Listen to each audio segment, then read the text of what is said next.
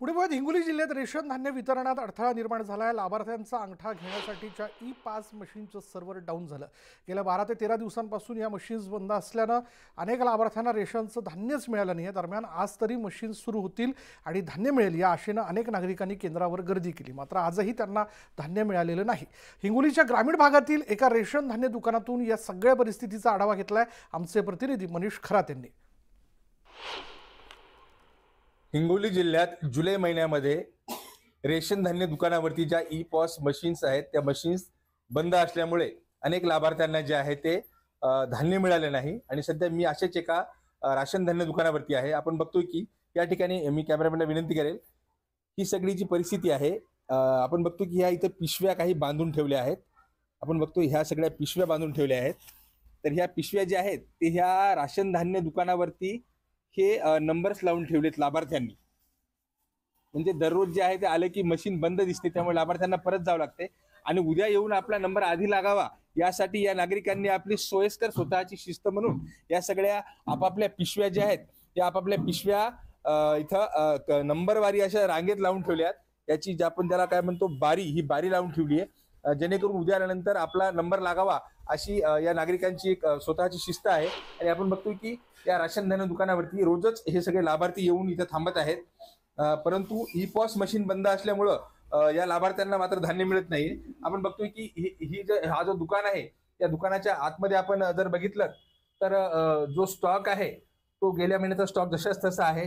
रेशनची जे धान्य आहे, गहू असेल, तांदूळ असेल, हे सगळं या जे लाभार्थ्यांपुरतं सर्व भरपूर आहे। 2 महिन्यापूर्वी आम्हाला 4G मशीन देण्यात आलेले आहेत, परंतु सर्व्हर जुनीच असल्याची आम्हाला शंका आहे। कारण नवीन मशीन दिल्यापासून जवळपास आज 22 दिवस झाले मशीन चालत नाहीये। स्टार्टचं बटन दाबल्यानंतर ह्या मशीनवरती आपण बघूया, ही सगळी मशीन आहे, याला दाबा button, start. Downloading shop owner details. याला GPRS नॉट अवेलेबल अशा प्रकारचा एक मेसेज येतोय। तर कधी no network, downloading shop owner details, अशा प्रकारचा हा जो मेसेज येतोय आणि हे मशीन मात्र चालत नाहीये। मनीष खरात, न्यूज 18 लोकमत, हिंगोली। पुढे बघूया धुळे जिल्ह्यातील रेशन दुकानात असलेलं ई-पास मशीन बंद असल्यामुळे धान्य वाटपाला मोठा फटका बसला। म्हणजे इथेही तसंच घडताना दिसतंय। गेल्या 2 आठवड्यांपासून शासकीय स्वस्त धान्य दुकानातील ई-पॉस मशीनचं सर्व्हर जे ते डाऊन झालेलं आहे आणि त्यामुळे दुकानात धान्य घेण्यासाठी येणाऱ्या ग्राहकांना प्रचंड मनस्ताप सहन करावा लागतोय। धुळे जिल्ह्यात 987 शासकीय रेशन दुकान असून 12,95,000 ग्राहक लाभार्थी आहेत। दरम्यान ई-पॉस मशीनच्या तक्रारी वाढल्यानं अखेर जिल्हा पुरवठा विभागाने जिल्ह्यातील सर्व रेशन दुकानदारांना ऑफलाईन धान्य वाटप करण्याचे आदेश दिले।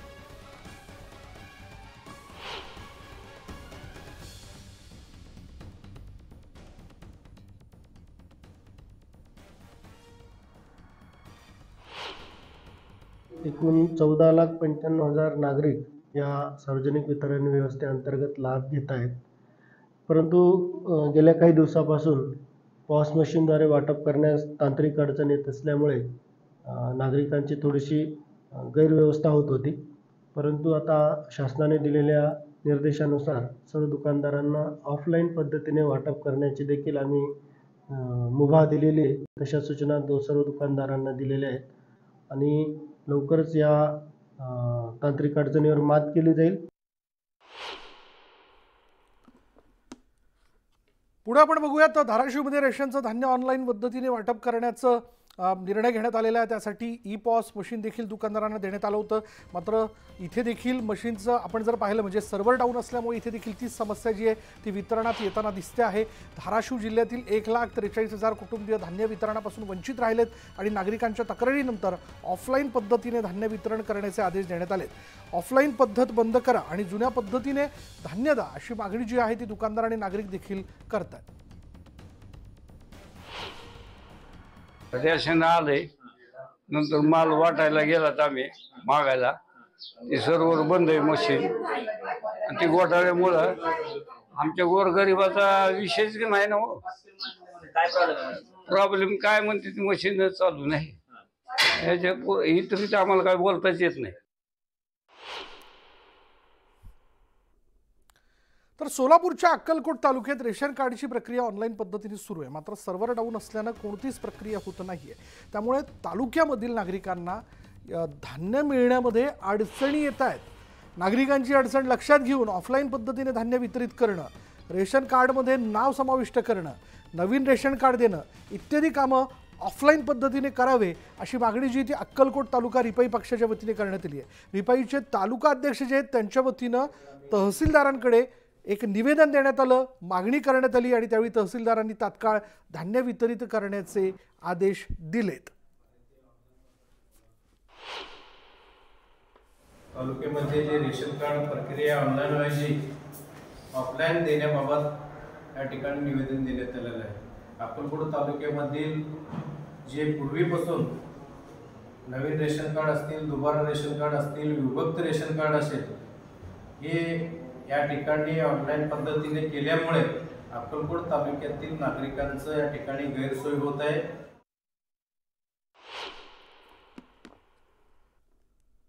राज्यभरात अनेक ठिकाणी ई पोज मशीन बंद पडल्यानं राज्यभरातल्या बहुतांश जिल्ह्यांमध्ये शिधा वाटपाचे 3-3 वाजलेत. यवतमाळ जिल्ह्यात देखील गेल्या 25 दिवसांपासून या मशीन बंद आहेत आणि त्यामुळे लाभार्थ्यांना धान्य मिळणं बंद असल्यानं लाभार्थ्यांमध्ये रोष व्यक्त केला जातोय.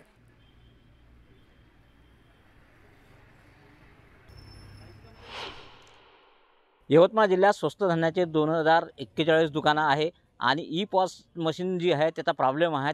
ती मशीन काम करत नाही आणि त्यामुळे इथले जे गरजू लोक आहेत त्यांना धान्य या ठिकाणी मिळताना दिसत नाही आहे आणि त्यामुळेच या लोकांमध्ये संतापसुद्धा निर्माण झाल्याचं दिसत आहे. आपल्यासोबत जे स्वस्त धान्य दुकानदाराचे युनियनचे जे अध्यक्ष आहेत ते आहेत. आपण त्यांना विचारूया नेमका काय प्रश्न आहे. दादा मला एक सांगा की ई पॉस मशीन बंद आहे, काय कारण आहे एकंदरीत? ई पॉस मशीन बंद राहण्याच्या मागचं कारण एकच आहे की सर्व्हर डाऊन. NICचा जो प्रॉब्लेम आहे आणि तो फक्त जिल्ह्याचा प्रॉब्लेम नसून महाराष्ट्राचा प्रॉब्लेम आहे आणि तो टेक्निकली प्रॉब्लेम असल्यामुळे तो सॉल्व करणे हे राष्ट्रवाद दुकानदाराचं किंवा कुठल्याही इथल्या बाब नसून तो टेक्निकली पद्धतीने सॉल्व होऊ शकतो आणि त्याच्याशिवाय मशीन चालू होऊ शकत नाही. बरं, आता मशीन बंद असल्यामुळे नेमके काय प्रॉब्लेम आहे त्या दुकानदार लोकांना? मशीन बंद असल्यामुळे थंब घेता येत नाही. थंब न घेतल्यामुळे ग्राहकाला धान्य देता येत नाही. ग्राहकाला धान्य न देण्यामुळे ग्राहकाचा रोष वाढतो की आम्हाला धान्य भेटलं पाहिजे. आणि हा जो प्रॉब्लेम यवतमाळ जिल्ह्यात महाराष्ट्रात सुरू झाला, हे नवीन मशीन जेव्हा आम्हाला दिल्या, इंडिग्रो कंपनीच्या ज्या मशीन आहे त्या आम्हाला दिल्या आणि त्या दिल्यानंतर त्याच्यानंतर हा प्रॉब्लेम चालू झाला. याच्या अगोदर प्रॉब्लेम होता पण आता जास्त प्रमाणात झालेला आहे. अच्छा, किती दुकानं आहे आणि किती दिवसापासून लोकांना धान्य मिळालं नाही? जवळजवळ आता 2041 दुकान यवतमाळ जिल्ह्यामध्ये आहे. एक जिल्हा संघटक आहे ना, त्यांना त्याची एक माहिती मी आपणास सांगतो. आणि एक त्याच्यामध्ये जे ग्राहक आहे त्या ग्राहकांना धान्य भेटत नाही आणि हा जो प्रॉब्लेम चालू आहे जवळजवळ 20 ते 25 दिवसापासून चालू आहे आणि तो प्रॉब्लेम सॉल्व झाल्यानंतर ग्राहकाला धान्य त्या रेग्युलर प्रमाणे भेटेल. आता मशीन तुम्ही जमा करताय का? 5 तारखेला जमा करण्याचा एक निर्णय घेतलेला आहे. त्याबद्दलचं एक पत्र आज तहसीलदार साहेबाला आम्ही पूर्ण महाराष्ट्रामध्ये तहसीलदारांना देणार आहोत